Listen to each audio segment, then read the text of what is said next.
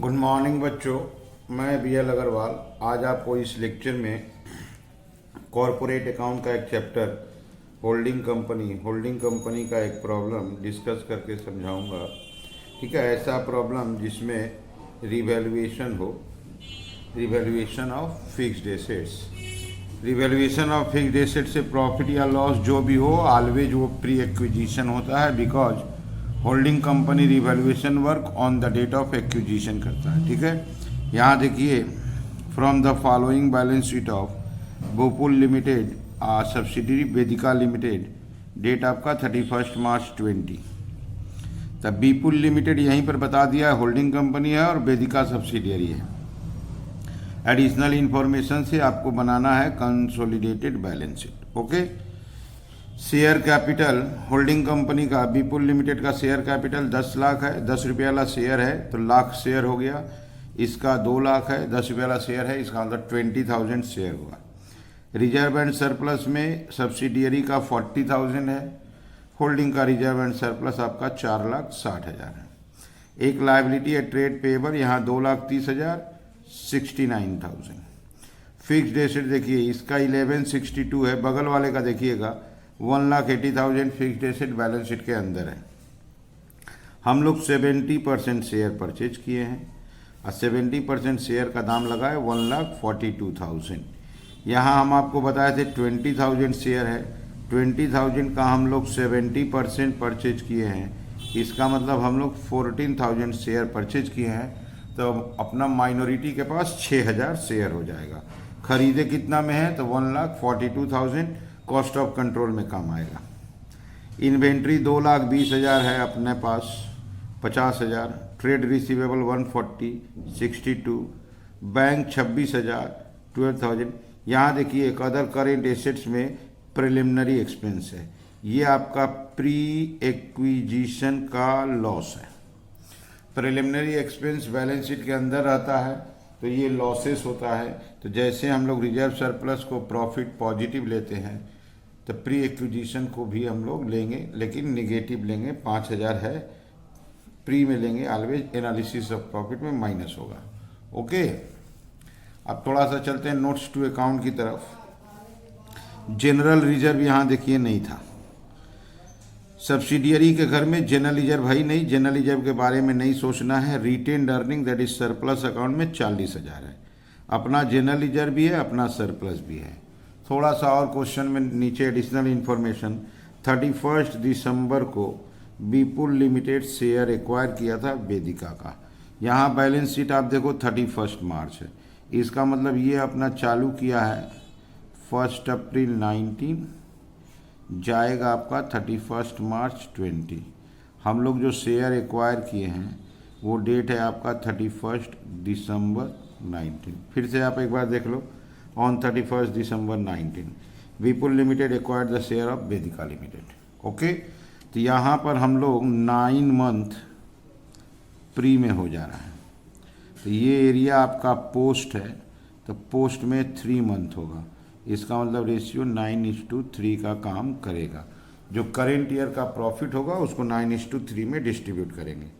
1 अप्रैल के दिन वेदिका लिमिटेड के पास डेफिसिट था 8,000, माइनस में था, लॉस था रिटेन्ड अर्निंग में। यहाँ आप रिटेन्ड अर्निंग देखो 40,000 है। कहने का मतलब आप ऐसे भी समझ सकते हो, 1 अप्रैल के दिन यहाँ 8,000 निगेटिव है और 31 मार्च के दिन यहाँ 40,000 पॉजिटिव है, तो करेंट ईयर में कितना इनकम हुआ, दैट इज 48,000। 8,000 और 48 प्लस होगा तो आपको 40 बच जाएगा, और ये 48 प्री पोस्ट में जाएगा, 9 मंथ इधर और 3 मंथ इधर, दैट इज 48 को 9:3 का रेशियो में डिस्ट्रीब्यूट करेंगे। क्लियर है? अब आते हैं रिवैल्यूएशन के ऊपर। यहाँ देखिए, Vedika limited decided to revalue its fixed assets. Fixed asset का रिवैल्यूएशन करेगा, उसका वैल्यू आपको 2 लाख ले जाएगा। यहाँ देखिए आपको 180 है, 180 को 2 लाख बनाएगा, इट मीन्स रिवैल्यूएशन प्रॉफिट होगा आपका 20,000। 180 को 2 लाख बनाना है तो रिवैल्यूएशन प्रॉफिट 20 और ये ऑलवेज ही प्री होता है। ओके, ये हो गया आपके लिए क्वेश्चंस। चलिए अब इसका सॉल्यूशन करते हैं, ठीक है। होल्डिंग कंपनी में सॉल्यूशन को हम लोग को वर्किंग से स्टार्ट करना पड़ता है। 1 नंबर वर्किंग ऑलवेज होगा शेयर ऑफ होल्डिंग। हम लोग उसका 70% शेयर खरीदे थे, मतलब 14,000 शेयर खरीदे थे। टोटल सामने वाले के पास 20,000 शेयर था इंटू 100, तो शेयर ऑफ होल्डिंग आपका हो गया 70%। हम लोग अगर 14,000 शेयर खरीदे हैं तो माइनॉरिटी के भी बाद बाकी पास 6,000 शेयर होगा, तो शेयर ऑफ माइनॉरिटी, तो माइनॉरिटी के पास आपका 6,000 शेयर होगा। 20,000 टोटल शेयर है इंटू 100, ये हो जाएगा 30%। तो क्वेश्चन में बोला था कि हम लोग 70% शेयर खरीदे हैं। टोटल शेयर 20,000 था, तो 20,000 का 70%, तो हम लोग 14,000 शेयर परचेज किए थे, और माइनॉरिटी वाला 6,000 शेयर। 2 नंबर वर्किंग हमेशा हम लोग का होता है analysis of profit. Analysis of profit, profit 2 type का होगा, एक को बोलेंगे प्री, दूसरे को बोलेंगे पोस्ट। जनरली जब था नहीं, जनरली जब को सोचना नहीं है। सरप्लस आपका 1 अप्रैल 19 को डेफिसिट के रूप में था 8,000 negative. Okay, current year balance sheet के अंदर 40,000 है, तो इसका मतलब करेंट ईयर में प्रॉफिट आपका 48 हुआ है। 9 मंथ प्री था, 3 मंथ पोस्ट था, ये आपका पॉजिटिव हो जाएगा 36,000, यहाँ हो जाएगा 12,000। प्रिलिमिनरी एक्सपेंस ऑलवेज लॉस के रूप में रहेगा, वो भी प्री कॉलम में, तो प्रिलिमिनरी एक्सपेंसेस आपका 5,000 था। और अपना जो टॉपिक है सवाल का, रिवैल्यूएशन ऑफ फिक्स्ड एसेट, जो 1 लाख का फिक्स्ड एसेट था उसका वैल्यू 2,80,000 का था, उसका वैल्यू 2 लाख किया गया। इसका मतलब 20,000 प्रॉफिट ऑलवेज प्री होगा, पोस्ट नहीं होगा। अब इसको प्लस कर देते हैं, 43,000, ये हो गया 12, हो गया, ये आपका हो गया लेस। इसमें से माइनॉरिटी वाले को मिलेगा माइनॉरिटी इंटरेस्ट, उनका हिस्सा आपका है 30%, ये हो जाएगा 12,900, ये हो जाएगा 3,600। ये 12,900 माइनस किए 100, ये आपका हो गया 30,100, ये माइनस किया आपका हो गया 8,400। क्लियर है? तो ये हो गया आपका analysis of profit pre post, उसमें माइनॉरिटी को भी दे दिए। अब हम लोग चलते हैं वर्किंग नंबर 3, जो हम लोग का कॉस्ट ऑफ कंट्रोल है। कॉस्ट ऑफ कंट्रोल, यहाँ से गुडविल और कैपिटल रिजर्व कैलकुलेट होगा। हम लोग उसका जो 70% शेयर खरीदे थे उसका वैल्यू था 1,42,000। वैल्यू ऑफ इन्वेस्टमेंट था आपका 1,42,000। इसमें से लेस होता है paid up value of share, उसका 14,000 शेयर खरीदे थे, उसका पेड अप वैल्यू आपका 1,40,000 होता है। अब प्री एक्विजिशन प्रॉफिट आपका 30,100 था, ये बाहर जाएगा 170,100, यहाँ आपका 100 बचा, 28,100 निगेटिव आ रहा था, निगेटिव का साइन नहीं दिए, उसका नाम हो जाएगा आपका कैपिटल रिजर्व। तो सबसे पहले वैल्यू ऑफ इन्वेस्टमेंट लेंगे, उसमें से पेड अप वैल्यू और प्री एक्विजिशन प्रॉफिट माइनस कर दें। 4 नंबर वर्किंग नंबर 4 होगा हम लोग के लिए माइनॉरिटी इंटरेस्ट। माइनॉरिटी वाले का कितना क्लेम है, तो paid up value of share,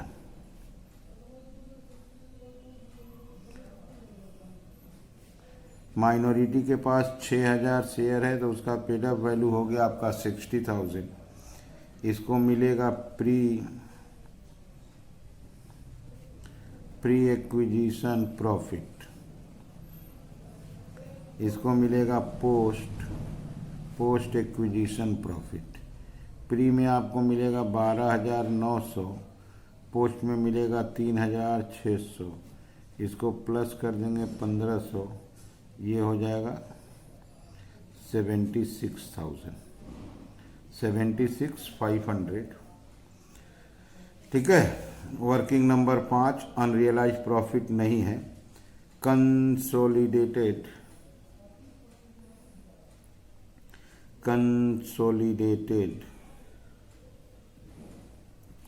general reserve, consolidated general reserve में हम लोग का अपना जनरल रिजर्व,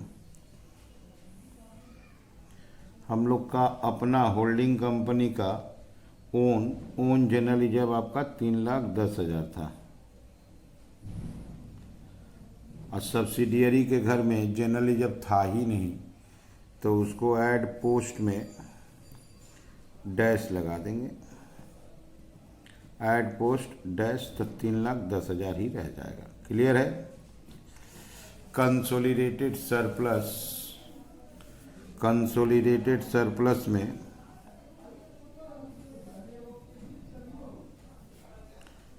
हम लोग का अपना सरप्लस, होल्डिंग कंपनी का अपना सरप्लस 1,50,000 था, रिटेन्ड अर्निंग के नाम से था। इसमें प्लस करेंगे पोस्ट एक्विजिशन, जब जनरल रिजर्व था नहीं तो पोस्ट एक्विजिशन का आंसर 8,400 है, वो सरप्लस ही माना जाएगा। ये हो गया आपका 158,400। क्लियर है। बैलेंस शीट बनाने के पर्पस से हम लोग चाहे तो एक नोट्स टू अकाउंट बना सकते हैं। नोट्स टू अकाउंट का यूज है, वो जब बैलेंस शीट बनाएंगे तो उसमें हेल्प करता है। वो नोट्स टू अकाउंट हम बनाएंगे रिजर्व एंड सरप्लस का। रिजर्व एंड सरप्लस में आइटम 3 है। जनरल रिजर्व है, जनरल रिजर्व वर्किंग करने से हुआ है 3,10,000। सरप्लस है, सरप्लस वर्किंग करने से हुआ है 158,400। अब कैपिटल रिजर्व आया था, कैपिटल रिजर्व आपका आया था 28,100। बस ये तीनों प्लस कर देंगे, हो गया, ये हो गया आपका 500।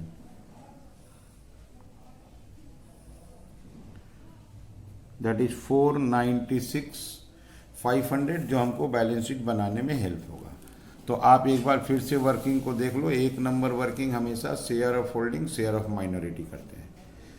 2 नंबर वर्किंग एनालिसिस होता है, ओपनिंग जनरल रिजर्व या सरप्लस प्री होता है। करेंट ईयर वाला अगर मिड ईयर परचेज है तो प्री पोस्ट रेशियो में बांट देंगे। प्रिलिमिनरी हमेशा प्री में लॉस होगा, और रिवैल्यूएशन एसेट्स का दाम बढ़ा है तो प्री एक्विजिशन में प्रॉफिट के रूप में, कम होने पे लॉस के रूप में। फिर माइनॉरिटी माइनस कर दिए, होल्डिंग का हिस्सा बच गया। कॉस्ट ऑफ कंट्रोल में वैल्यू ऑफ इन्वेस्टमेंट, उसमें से paid up value of share, अब प्री एक्विजिशन माइनस करेंगे। माइनॉरिटी का उनका paid up value of share, pre plus post add कर देंगे। जनरल रिजर्व अपना था, पोस्ट था नहीं, इसलिए डैश। कंसोलिडेटेड सरप्लस अपना था, पोस्ट से मिला आपको 8,400। ये नोट्स टू अकाउंट बना दिए, बैलेंस शीट बनाने में हम लोग को हेल्प मिलेगा। ठीक है, चलिए बैलेंस शीट की तरफ चलते हैं। ये रख दिया आपको बैलेंस शीट का format, consolidated balance sheet of Vipul limited as on. ठीक है, सबसे पहले लायबिलिटी में हेडिंग होगा equity and liabilities. Equity and liabilities में आपको 1 number share holders fund, share holders fund में Roman 1 share capital. Holding company अपना वाला शेयर कैपिटल रिकॉर्ड करेगा, अपना वाला शेयर कैपिटल आपका है 10 लाख। क्लियर। 2 नंबर आइटम लाएंगे reserve and surplus. Reserve and surplus के लिए हम लोग नोट्स टू अकाउंट बनाए थे। रिजर्व एंड सरप्लस में था 496,500, 496,500। क्लियर है। तो ये हो गया अपना शेयर कैपिटल ले लिए 10 लाख, रिजर्व सरप्लस का नोट्स किए थे, 2 नंबर में लाते हैं non current liabilities. Non current liabilities में बोरोइंग्स होता है, था नहीं, 3 नंबर में लाते हैं करेंट लाइबिलिटीज। करेंट लाइबिलिटीज में आपका ट्रेड पेएबल्स था, ट्रेड पेएबल्स का अमाउंट आपका था 230,69। अब कोई म्यूचुअल था नहीं, ट्रेड पेएबल्स 2,30,000 अब प्लस 69,000, ये हो गया आपका 299,000। इसके अलावा आपका माइनॉरिटी इंटरेस्ट इसी कॉलम में लाते हैं। माइनॉरिटी इंटरेस्ट आया था आपका 76,500, बस इसको यहाँ प्लस कर देते हैं, this will be total. Okay, ये हो गया आपका 0।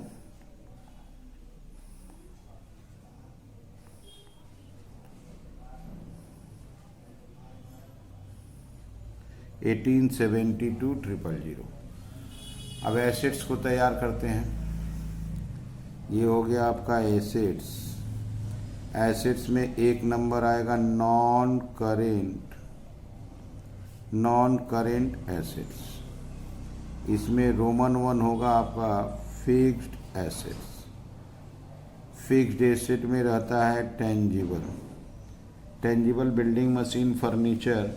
फिक्स्ड एसेट था आपका 1162, हम लोग का था होल्डिंग का 1162, बगल वाले का था 180। अगर आपको याद हो तो रिवैल्यूएशन किए थे 20,000, ये हो गया 13,62,000। इन्वेस्टमेंट को लिखेंगे नहीं, कैंसिल हो गया। 2 नंबर में लाएंगे करेंट एसेट्स। करेंट एसेट्स में इन्वेंट्रीज, दोनों का इन्वेंट्री को प्लस कर देंगे 2,70,000। ट्रेड रिसीवेबल, दोनों का ट्रेड रिसीवेबल प्लस कर देंगे 202,000। कैश एट बैंक, दोनों का हम लोग बैंक बैलेंस को प्लस कर देंगे आपका 26/12 38,000। अच्छा, प्रिलिमिनरी एक्सपेंस तो लेंगे नहीं, वो तो एनालिसिस में चला गया, बस इसको यहाँ प्लस कर देते हैं। ये आपका 000 है।